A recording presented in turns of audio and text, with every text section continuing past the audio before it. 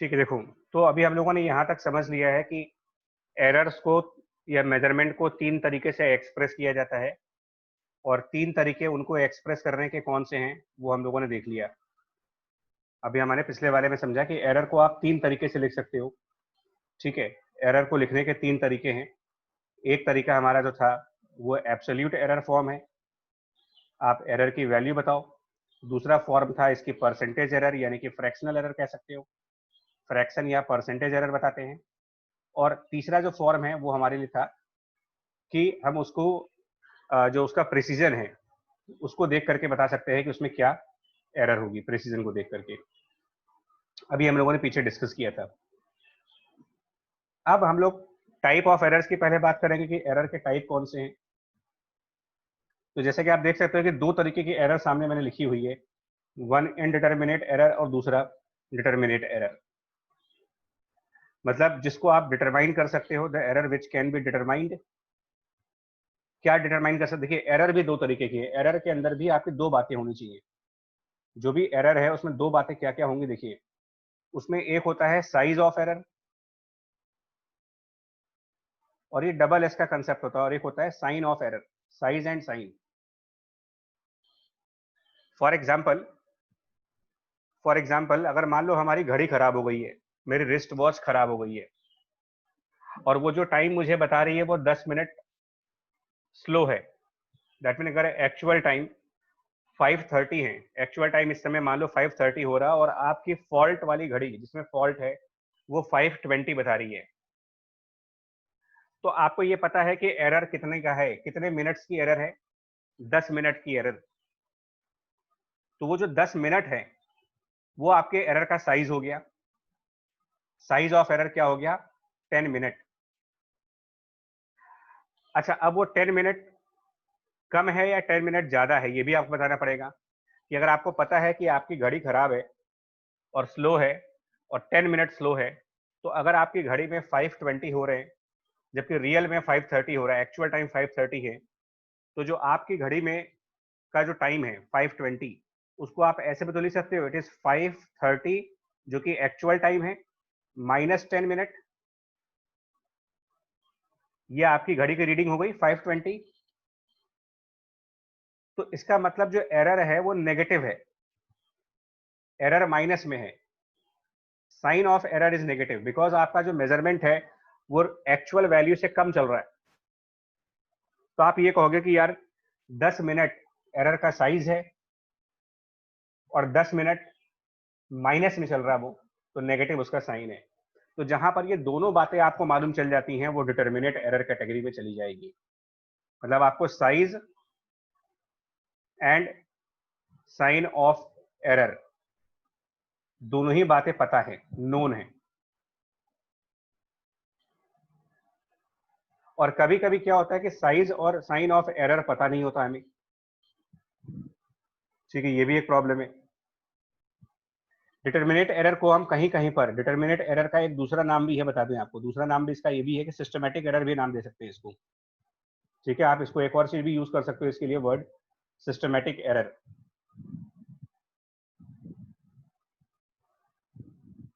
यानी error in the system.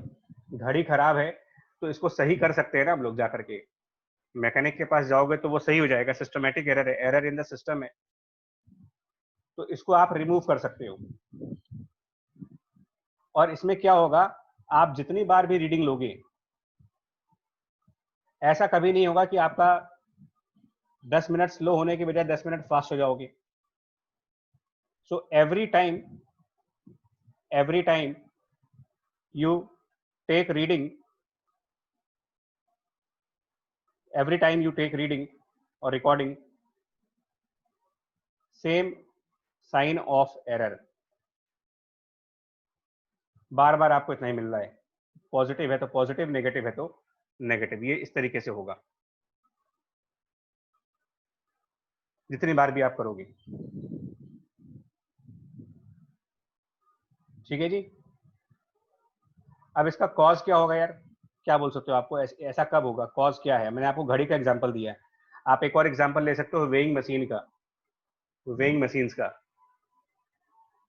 Weighing machine अगर आपके घर में होती है और आप उस पर खड़े होते हो, मान लो कभी वेइंग मशीन खराब हो गई, ठीक है, वेइंग मशीन खराब हो गई और आपका जो एक्चुअल वेट है उससे 10 किलो ज्यादा दिखाता है वो, मतलब अगर आप 50 किलोग्राम के हो और आपकी वेइंग मशीन 60 दिखा रही है, तो आपको पता है कि ये मशीन खराब है और आपको ये भी पता है कि इसमें कितनी खराब है, कितना ज्यादा दिखा रही है, वो 10 किलो ज्यादा दिखा रही है, तो 10 किलो साइज ऑफ एरर है। और ज्यादा दिखा रहे हो यानी प्लस दिखा रहे हो, 10 kg प्लस करके दिखा रहे हो, तो प्लस उसमें एरर का साइन है, मतलब पॉजिटिव एरर की जा रही है वहां पर।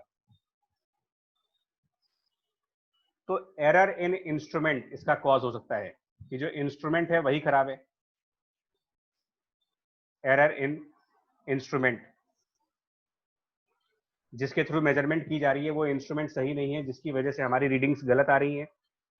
तो जब वो खराब इंस्ट्रूमेंट है, अगर वेइंग मशीन खराब है और वो 10 किलो ज्यादा दिखा रहा है, तो आप नेक्स्ट डे या सेम डे जितनी बार भी उसके बाद उस पर खड़े होगे, वो उतनी बार आपको 10 किलो ज्यादा दिखाएगा। उसके अंदर फॉल्ट ही वही है। ठीक है जी, ये इसका एक रीजन है, सबसे बड़ा रीजन है इंस्ट्रूमेंट की एरर। दूसरी एरर क्या है? ठीक है, दूसरी एरर क्या हो सकती है कि आपने गलत प्रोसेस फॉलो कर लिया, आप एक रॉन्ग प्रोसेस कर रहे हो। इसको भी समझो, रॉन्ग प्रोसेस का मतलब क्या है? डिस्प्लेसमेंट हाफ 80 स्क्वायर है, मैं एग्जांपल दे रहा हूं, और आप क्या यूज कर रहे हो? आप यूज कर रहे हो 1/380 स्क्वायर। तो ये तो हमेशा गलत आएगा, क्योंकि जब आपका फॉर्मूला ही गलत नोट कर लिया, आपने फॉर्मूला गलत नोट कर लिया है, तो आंसर तो गलत आना ही है। ठीक है जी, आंसर जो है वो एक्चुअल वैल्यू से डेविएट कर जाएगा, तो ये भी एक एरर है, प्रोसेस गलत हो गया आपका। क्या इन चीजों को सही किया जा सकता है? ठीक है, एक और एग्जांपल दे रहा हूं आपको, एक और रीजन क्या हो सकता है रॉन्ग प्रोसेस, इसके अलावा एक और रीजन क्या हो सकता है? एक ब्लाइंड पर्सन को, आप एक ब्लाइंड पर्सन को जॉब पे रखो और जॉब है कलर मैच करने का। पर्सन इज ब्लाइंड और आप उससे कहो कि कलर मैच करना है, तुमको रेड को अलग करना है, वॉलेट को अलग करना है, कितने चांसेस है कि वो जॉब सही करेगा? वो पर्सन ब्लाइंड है और आप उसको कलर मैचिंग का जॉब दे रहे हो।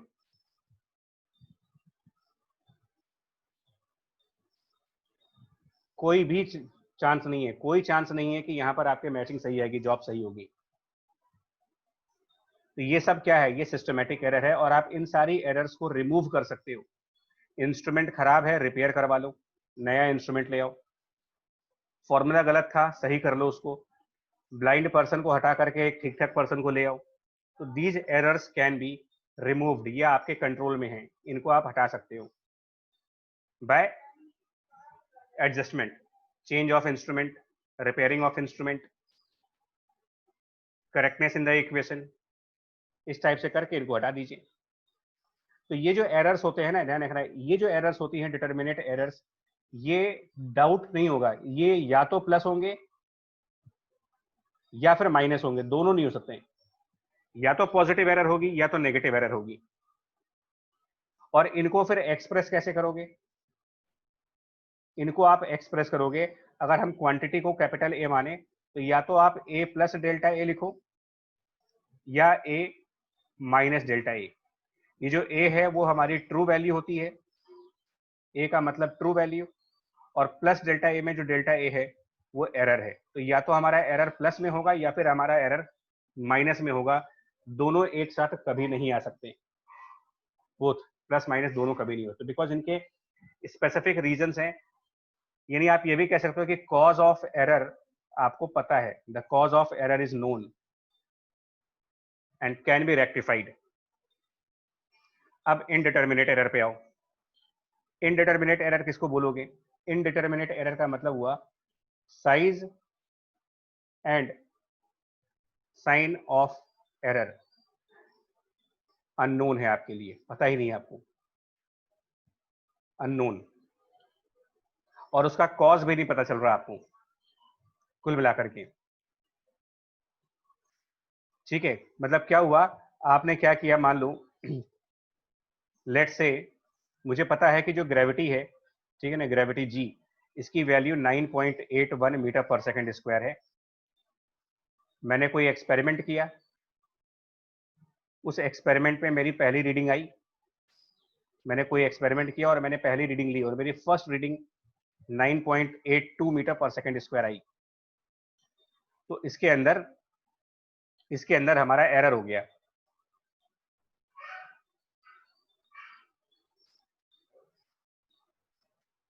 ठीक है जी, इसके अंदर हमारी एरर हो जाएगी कितनी, 0.01, वो भी प्लस में, इतनी एरर है, प्लस 0.01 एरर हुई आपकी। फिर आपने क्या किया, दूसरी रीडिंग पे गए, एक्सपेरिमेंट की सेकंड रीडिंग पे आए। अब आपने यहाँ पर 9 पॉइंट मान लो, अब आपने किया और आपका आंसर 9.79 मीटर पर सेकंड स्क्वायर आ गया, यानी कि जो एक्चुअल वैल्यू है उससे कम आ गए। अब आप -0.02 की एरर कर रहे हो। तो क्या हुआ, एक तो एरर का अमाउंट बदल गया, 0.01 से बदल के वो 0.02 हो गया, यानी साइज बदल गया उसका, और प्लस से वो माइनस हो गया, यानी कि साइन चेंज हो गया। तो ये इनडिटर्मिनेट एरर है, क्योंकि इसका कॉज नहीं पता होता हमें, इसका कॉज एग्जैक्टली पता नहीं होता। आप गेस कर सकते हो कि ये हुआ होगा, बट आप कंफर्म नहीं कर सकते कि हाँ इसकी वजह से ही है।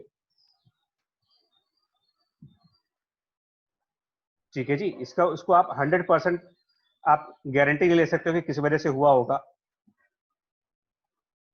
ठीक है, अब इसमें कुछ पॉसिबल रीजंस हो सकते हैं। कुछ पॉसिबल रीजंस क्या हो सकते हैं, कि जो ऑपरेटर है उसने गलती कर दी हो। ठीक है, जो हमारा ऑपरेटर है उसकी वजह से ऑपरेटर ने एरर कर दी हो, जिसने उसको ऑपरेट किया था, वो हो सकता है। एक रीजन ये हो सकता है, जो वहां पर सराउंडिंग कंडीशंस हैं, एटमॉस्फेरिक कंडीशंस, वो बदल जाएं, कंडीशंस चेंज हो गई, फ्लक्चुएट कर गई, अर्थक्वेक आ गया। ठीक है, जिस टेबल पर आप एक्सपेरिमेंट कर रहे थे वो चेंज हो गया, कुछ भी हो सकता है। ठीक है ना, इस टाइप की जो ऐसी चीजें जो हमारे कंट्रोल में नहीं है, ठीक है ना, उसका। तो ये सब हमारे कहलाते हैं इनडिटर्मिनेट एरर। इनको कैसे रिड्यूस कर सकते हो, इनको मिनिमाइज कैसे करोगे। और इनमें क्या होता है, क्योंकि हमारे पास एरर का साइन पता नहीं है, तो ऐसे केसेस में आप अपने मेजरमेंट को एक्सप्रेस करने का जो तरीका है वो ये होगा, measurement is expressed as a and plus minus delta a, because sometime the error can be positive and sometime the error can be negative। तो आप यहाँ प्लस माइनस लगाओगे, और डेल्टा ए क्या होगा यहाँ पर, डेल्टा ए क्या होगा देखो, क्योंकि साइज ऑफ एरर भी तो फिक्स नहीं है ना। कभी आपका एरर 0.01 आ रहा है, कभी आपका एरर 0.02 आ रहा है, हो सकता है कभी एरर आपका 0.03 आ जाए। तो आप कई सारी रीडिंग्स लेकर के आ जाओ, कई सारी रीडिंग्स ले आओ, और कई सारी रीडिंग्स लाने के बाद देख लो कि मैक्सिमम क्या हो सकता है, वर्स्ट केस क्या हो सकता है। और इसीलिए डेल्टा ए को लिमिट ऑफ एरर या फिर मैक्सिमम पॉसिबल एरर कहा गया है। इसको या तो आप कह सकते हो कि ये मैक्सिमम और लिमिट ऑफ एरर है। यहां पर आप ये नहीं बता सकते कि एग्जैक्टली इतना ही एरर होगा, आप ये कह सकते हो कि ज्यादा से ज्यादा इतनी एरर हो सकती है और कम से कम इतनी हो सकती है। ये रीजन है कि इनडिटर्मिनेट एरर वाले केसेस में हम प्लस माइनस वाले केसेस डालते हैं, और जहां डिटर्मिनेट होता है वहां पर प्लस या माइनस, और प्लस के बाद आने वाला नंबर फिक्स वैल्यू होती है। ये आपको पता होगी कि एग्जैक्टली क्या आंसर आएगा।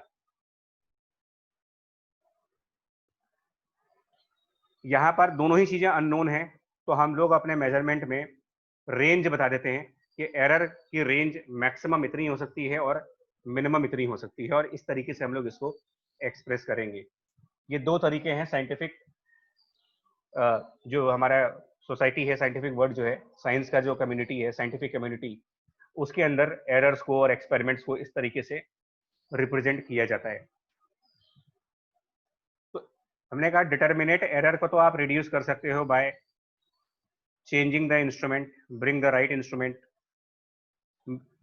by correcting the process, by changing the blind person, इस तरह से मतलब स्टेप्स हैं, उसको रिमूव करने के तरीके हैं। बट इनको कैसे रिमूव करोगे? जो इनडिटर्मिनेट एरर है इनको रिमूव कैसे करोगे? तो इसका भी तरीका बता रहे हैं आपको। Indeterminate errors can be removed. कैसे? देखो, रिमूव तो कुछ भी नहीं हो सकता। हाँ Swastik, delta is the limit. Delta नहीं, डेल्टा तो सिंबल है हमारा, अभी मैं डेल्टा का मतलब बता रहा हूँ आपको, ठीक है ना। इनडिटर्मिनेट एरर्स को हम लोग हटा तो नहीं सकते, बिकॉज एरर साइंस में कोई नहीं हटा सकता, इवन बड़े से बड़े साइंटिस्ट को भी नहीं हटा पाएंगे। एरर कैलकुलेशन आज नहीं होगी भाई, और मैं बता नहीं सकता कि होगी कि नहीं होगी। देखिए,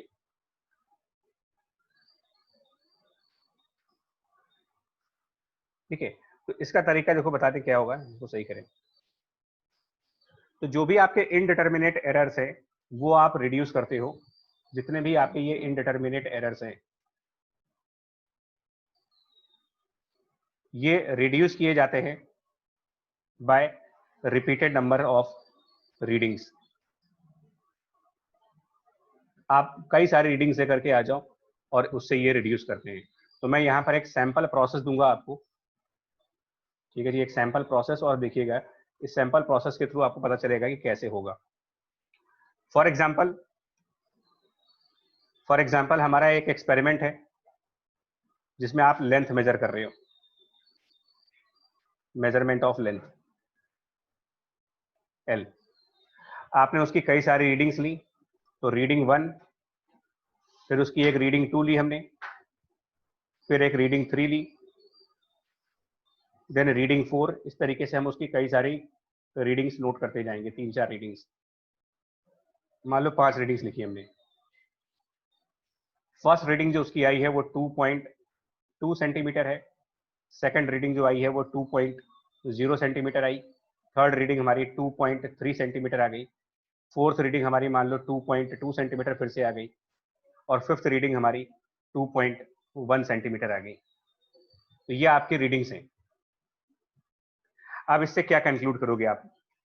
इन रीडिंग्स के थ्रू क्या क्या कंक्लूड किया जाए, क्या आंसर होना चाहिए?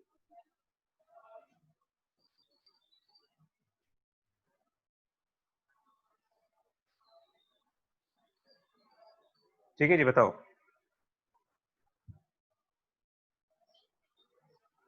कैसे कंक्लूड करेंगे। देखो, तो इसका तरीका, इसका पूरा प्रोसेस है, उस प्रोसेस को समझिएगा, इस पूरे प्रोसेस को समझिएगा किस तरीके से इसमें हम लोग आगे करते हैं और सिस्टम क्या है, हमें क्या।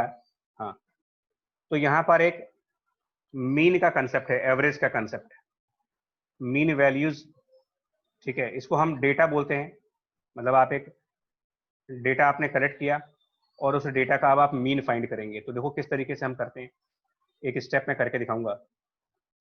यहाँ पर आप क्या करो, आप सबसे पहले मीन ऑफ ऑल रीडिंग्स लाओ, कि जितनी भी आपकी रीडिंग्स हैं उनकी मीन वैल्यू क्या बनेगी। दैट मीन्स मीन रीडिंग निकालने के लिए आप क्या करोगे, 2.2 प्लस 2.0 प्लस 2.3 प्लस 2.2 और plus 2.1 and whole divided by 5, because 5 readings हैं, तो जितनी भी रीडिंग्स होंगी उतने उतने नंबर से आपको डिवाइड करना पड़ेगा इसको, ठीक है। जितनी भी रीडिंग्स होंगी आपके पास उतने नंबर से आप इन सबको डिवाइड करोगे, और जो भी रीडिंग्स आपने नोट की हैं वो एज इट इज, ठीक है। इन सबको ऐड करेंगे, डिवाइड करेंगे, एन नंबर ऑफ रीडिंग्स हैं तो उतने से, और इसके थ्रू जो आपका आंसर बनेगा वो देखा जाएगा क्या होगा। और इसको जब आप सॉल्व करेंगे तो इसकी जो मीन वैल्यू बनेगी वो थ्रू कैलकुलेटर तो 2.16 बनेगी। अगर आप कैलकुलेटर यूज करेंगे तो 2.16 बनेगा थ्रू कैलकुलेटर। आई मीन अगर आप इलेक्ट्रॉनिक कैलकुलेटर यूज करोगे तो 2.16 बनेगा। बट क्योंकि आप डेसिमल के बाद सिंगल प्लेस तक हो, यहाँ पे सिंगल प्लेस हो, यहाँ पे सिंगल प्लेस हो, तो जो आपकी मीन वैल्यू होगी वो सिंगल प्लेस तक होगी। तो 2.16 थ्रू कैलकुलेटर है, बट राउंड ऑफ करके वो 2.2 बन जाएगा। यहाँ राउंड ऑफ हो चुका है ये। अब जब ये 2.2 इसकी हो गई ना वैल्यू, तो इसको हम ये मान लेते हैं कि ये हमारे लिए ट्रू वैल्यू मानी जाएगी। It is considered to be a true value. हालांकि ये ट्रू वैल्यू है नहीं, बिकॉज एक्सपेरिमेंट में ट्रू वैल्यू पता होती तो हम लोग एरर पहले ही निकाल लेते। बट यस, एवरेज निकाल करके हम कह देते हैं कि ये आंसर ट्रू वैल्यू के काफी क्लोज होना चाहिए। अब उसके बाद आप क्या करते हो, मीन निकालने के बाद उसके बाद आप डेविएशंस फाइंड करते हो। डेविएशंस कैसे होती हैं, डेविएशंस कैसे निकालते हैं? तो जो भी आपकी इंडिविजुअल रीडिंग है, जो आपने रीडिंग निकाली है वो, और जो आपकी मीन वैल्यू आई है, मीन वैल्यू, उन दोनों का डिफरेंस लेकर के और उनका मॉड एब्सोल्यूट। तो फर्स्ट रीडिंग 2.2 है, तो 2.2 और ट्रू वैल्यू 2.2 है, तो पहले वाले का आंसर हो जाएगा 2.2 माइनस 2.2, इसका मॉडुलस 0 हो गया। सेकंड वाले के केस में हो जाएगा 2.0 माइनस 2.2 का मॉडुलस, ये हो जाएगा 0.2। थर्ड वाले का केस हो जाएगा 2.3 माइनस 2.2, जो मीन वैल्यू है, रीडिंग में से मीन वैल्यू को माइनस करेंगे, 0.1। फोर्थ वाला हमारा 2.2 माइनस 2.2 का मॉडुलस 0 हो गया, तो 0.0 सही तरीका होगा। और फिर 2.1 माइनस 2.2 लास्ट वाले का, तो ये सब मॉडुलस है तो प्लस में ही आएंगे, 0.1।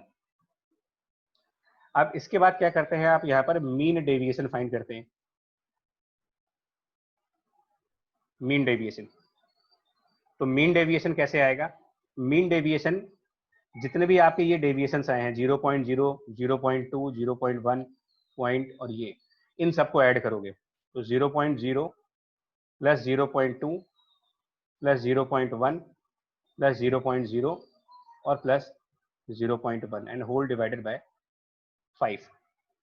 अब ये वैल्यू भी अगर आप कैलकुलेटर यूज करोगे, ठीक है ना, अगर आपने इसमें कैलकुलेटर यूज किया तो कैलकुलेटर से अलग आंसर आएगा, फिर बता दूं आपको, ठीक है ना। अगर कैलकुलेटर यूज करेंगे तो कैलकुलेटर आपको जो आंसर देगा वो 0.08 का आंसर देगा, बट हमें 0.08 नहीं रखना है। कैलकुलेटर आपको ये देगा आंसर, बट ये नहीं रखेंगे आप, इसको राउंड ऑफ कर दीजिए और ये 0.1 तक रखेंगे,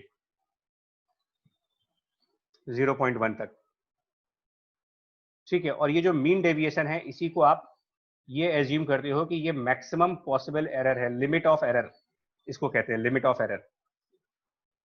और फाइनली अपना एक्सप्रेशन जो देना होगा मुझे, फाइनली एक्सपेरिमेंट परफॉर्म करने के बाद जो एक्सप्रेशन लिखेंगे वो ये लिखेंगे, that length is equal to, ये जो 2.2 जो मीन वैल्यू निकाली है वो, plus minus, because indeterminate error है तो मुझे पता नहीं है कि आंसर प्लस में आएगा कि माइनस में आएगा, और आगे 0.1, ये इसका एक सही तरीका होता है आंसर को लिखने का। अब इसमें 0.1 एरर है, बट एरर 0.1 पॉजिटिव है या नेगेटिव है ये नहीं पता, तो आप कहोगे एरर प्लस और माइनस दोनों हो सकता है, इनडिटर्मिनेट एरर है, और ट्रू वैल्यू इसकी 2.2 है। तो फिर अगर आपको इसका परसेंटेज एरर निकालना हो, तो परसेंटेज एरर निकालने के लिए आपके इसकी एरर 0.1 डिवाइडेड बाय 2.2 और इनटू 100 ये करोगे, और फिर इसका जो भी आपका आंसर बनेगा वो इसके लिए आपका आंसर हो जाएगा। ओम डाउट है क्या कोई?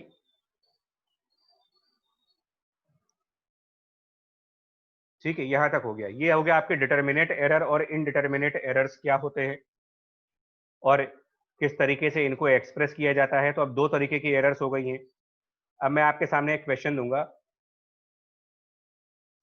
स्वास्तिक, capital A is the true value, it can be said as absolute value, right? True value और एब्सोल्यूट वैल्यू आप कह सकते हो उसको, ट्रू और एब्सोल्यूट वैल्यूज कहा जा सकता है इसको, कोई दिक्कत नहीं है स्वास्तिक, यू आर राइट। ये मैंने जस्ट एक सैंपल एग्जांपल दिया है यार, ये सैंपल एग्जांपल दिया है, इस तरीके से आप देखेंगे, ठीक है। ये पॉइंट क्लियर हो गया, इस तरीके से करना है। अब चलिए जल्दी से इसको ना हम लोग थोड़ा सा कंक्लूजन पे आए, बिकॉज इसके बाद एरर कैलकुलेशन लास्ट पॉइंट है हमारा। जो मेन पार्ट है वो है एरर कैलकुलेशन, बट उसके पहले आपको ये बहुत पता होना चाहिए कि एरर किस टाइप कौन से हैं उसके। अब यहाँ पर नेक्स्ट पॉइंट पर आते हैं। देखिए,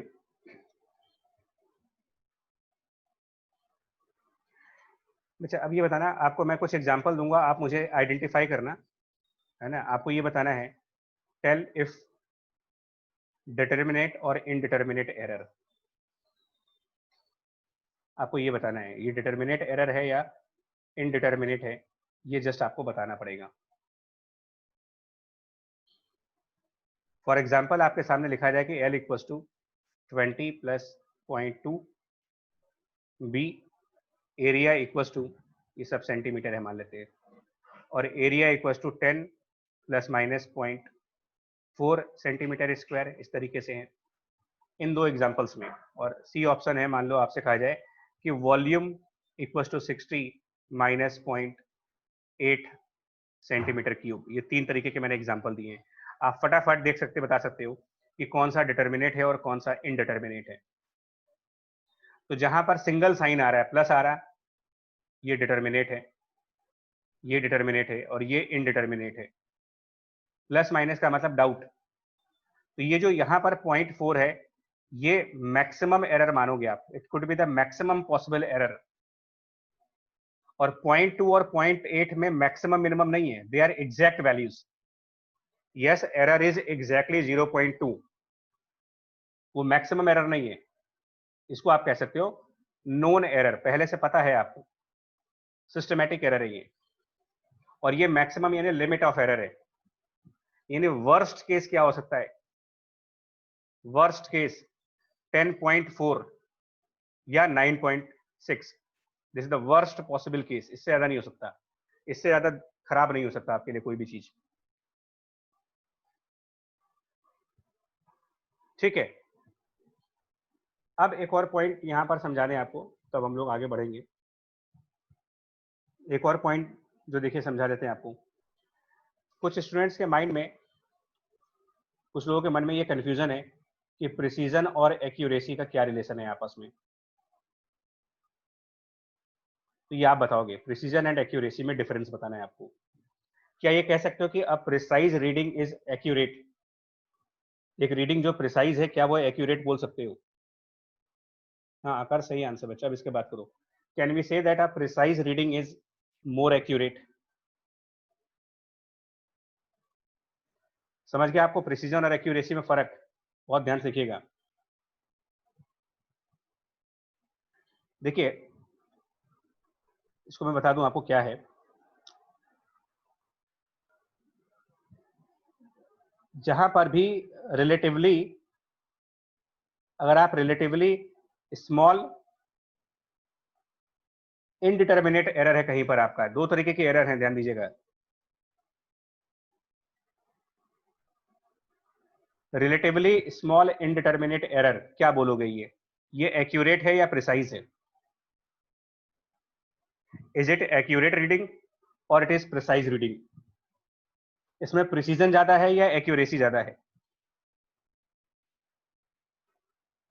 व्हाट इज इनडिटर्मिनेट एरर? अभी हमने देखा था, इनडिटर्मिनेट एरर का मतलब था कि अगर आप बार बार रीडिंग लें और बार बार आपकी रीडिंग में कभी एरर प्लस हो जाती है और कभी एरर माइनस हो जाती है, तो दैट इज इनडिटर्मिनेट। एरर का साइज बदल रहा है, कभी एरर कम आती है, कभी एरर ज्यादा हो जाती है, इस तरीके से। मतलब कि जो रेंज ऑफ एरर है वो बहुत बड़ी है। बच्चा समझो बहुत कंसेप्चुअली। मैं यहां बोल रहा हूं इनडिटर्मिनेट एरर ये है 0.4। तो ये 0.4 यहां पर जितनी बड़ी वैल्यू होगी, 0.4 की जगह पर जितनी बड़ी वैल्यू होगी, इनडिटर्मिनेट एरर उतना ज्यादा है। इसका मतलब आपकी जो रीडिंग्स हैं वो बहुत बड़े रेंज के अंदर आ रही हैं। और अगर हमारी रीडिंग्स बहुत बड़े रेंज के अंदर आ रही हैं, तो वो रीडिंग्स प्रिसाइज नहीं हो सकती हैं। मतलब सॉरी, वो रीडिंग जो है प्रिसाइज नहीं हो सकती हैं। प्रिसाइज होने के लिए उनको बार बार काफी क्लोज वैल्यूज पर आना पड़ता है। अगर यहाँ पर 0.4 की बजाय कुछ कम हो जाए, तो आप कह सकते हो कि यस, इसके अंदर जो प्रिसीजन है वो हाई है। तो it is called high precision. ये नंबर कम होना चाहिए, प्लस माइनस के बाद वाला। लिमिट ऑफ एरर कम होनी चाहिए, रेंज ऑफ एरर कम होनी चाहिए। ठीक है जी। और अगर कहीं पर लिखा जाए small indeterminate error, small indeterminate error plus small indeterminate error भी बोल रहे हो आप, and plus small determinate error, दोनों तरीके की एरर स्मॉल है। देखो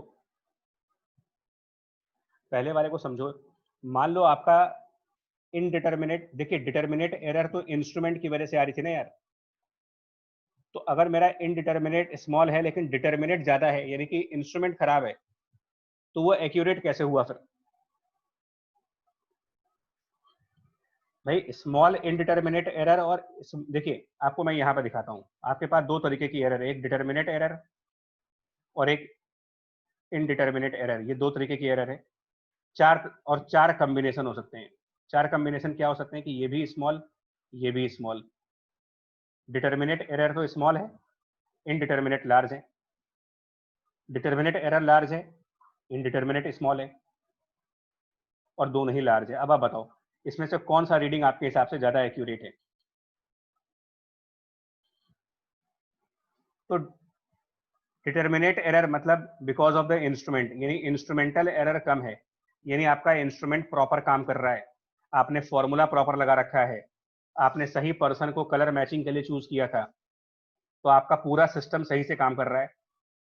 और इनडिटर्मिनेट एरर का मतलब सराउंडिंग भी आपका साथ दे रही है, कोई फ्लक्चुएशन नहीं हो रहे वहां पर। तो सब कुछ अगर आपके एक्सपेरिमेंट के फेवर में है तो ये कह सकते हो कि इसके अंदर एक्यूरेसी बहुत ज्यादा होगी, it is high accuracy. Determinate error small, यानी कि इंस्ट्रूमेंट अच्छा है, इंस्ट्रूमेंट प्रॉपर वर्क कर रहा है, बिना खराब नहीं है, इंस्ट्रूमेंट में कोई खराबी नहीं है, लेकिन सराउंडिंग बहुत ज्यादा फ्लक्चुएट कर रही है। अर्थक्वेक आ गया एक्सपेरिमेंट करते वक्त, इंस्ट्रूमेंट तो नंबर 1 का था आपका, बिल्कुल सही इंस्ट्रूमेंट था, बट अचानक से अर्थक्वेक आ गया और सारा एक्सपेरिमेंटल सेटअप हिल गया वहां पर, तो वो एक इनडिटर्मिनेट एरर हुई, बहुत बड़ी एरर हो गई, तो एक्यूरेसी हाई नहीं हो सकती वहां पर, लेस एक्यूरेसी बोली जाएगी इसमें। लार्ज डिटर्मिनेट यानी इंस्ट्रूमेंट ही बहुत खराब है, ये तो वर्स्ट केस है कि खराब इंस्ट्रूमेंट लेके चल रहे हो आप, तो पुअर केस माना जाता है कि इंस्ट्रूमेंट ही खराब है, और दोनों लार्ज, तो इससे ज्यादा वर्स्ट तो कुछ हो ही नहीं सकता, इसमें तो आपको गॉड कैन सेव, और कोई नहीं बचा पाएगा। यही मैं आपसे कह रहा हूँ कि स्मॉल इनडिटर्मिनेट एरर और स्मॉल डिटर्मिनेट एरर का जो कॉम्बिनेशन है उसको बोलते हो कि एक्यूरेसी इज वेरी हाई, यानी कि परफेक्ट इंस्ट्रूमेंट, एक्सपेरिमेंट करने वाला आदमी, उस एक्सपेरिमेंट के अंदर यूज होने वाला फॉर्मूला, एवरीथिंग इज परफेक्ट, सब कुछ परफेक्ट चल रहा हो, तो ऑब्वियस सी बात है कि एरर तो कम आएगी ही आएगी। ठीक है, अब आपको मैं आंसर दे रहा हूं, आप मुझे यहां पर एक क्वेश्चन से बताइएगा, ऑब्जेक्टिव क्वेश्चन से इसका आंसर दीजिएगा। मेरा ऑब्जेक्टिव क्वेश्चन है, बताना मुझे। यस रीज्वाइन नहीं करना है, देखो मैं बता दूं, यस रीज्वाइन नहीं करना है, बट हाँ मैं आपको थोड़ा सा ब्रेक दूंगा, अराउंड 1 आवर का ब्रेक होगा, उसके बाद फिर क्लास होगी अभी आज, क्योंकि अदरवाइज फिर हम लोग गैप करेंगे तो ये टॉपिक रह जाएगा। अभी मैं व्हाट्सएप ग्रुप पे मैसेज कर दूंगा आपको, ठीक है? अभी के लिए रीज्वाइन नहीं करना होगा, अभी तो हम इसको बस एक एग्जांपल लेके वाइंड अप करेंगे। तो आप मुझे बताओ, length equals to 10 plus minus 0.4, एक answer option A. Option B कहता है कि जो लेंथ है that is 10 plus minus 0.6। Option C कहता है कि length equals to 10 plus minus 0.1। क्या लगता है आपको कौन सी रीडिंग ज्यादा एक्यूरेट हो सकती है इसमें रिलेटिवली, इन तीनों में रिलेटिवली प्रिसाइज कौन है? आप क्या बता सकते हो प्रिसाइज कौन सी है? प्रिसाइज प्रिसीजन बता पाओगे या एक्यूरेसी बता पाओगे? अभी कमेंट किस पे कर सकते हो इसके अंदर? प्लस माइनस मतलब इनडिटर्मिनेट एरर है, इनडिटर्मिनेट एरर मतलब सराउंडिंग। राशि गुप्ता एक्यूरेसी पे नहीं बता सकते हो आप, हो सकता है देखिए एक्यूरेसी तो आपको मैंने कहा कि एक्यूरेसी के लिए आपका डिटर्मिनेट एरर भी कम होना चाहिए, यानी कि जो इंस्ट्रूमेंटल पार्ट है वो सही होना चाहिए। तो ये सब आप कह सकते हो कि ये जो सबसे आखिरी वाली रीडिंग है, मैंने अभी आपसे कहा कि जिसमें प्लस माइनस के बाद सबसे छोटी वैल्यू होगी, यही यहाँ पर लिख रहे हो, रिलेटिवली स्मॉल इनडिटर्मिनेट एरर, ये हाईली प्रिसाइज है, हाईली प्रिसाइज, और ये लीस्ट प्रिसाइज है। No comment can be done on accuracy unless we have no information about the determinate error। फिर मैं बार बार क्लियर कर दूं इसको, इसमें कंफ्यूज मत होइएगा प्रिसीजन में।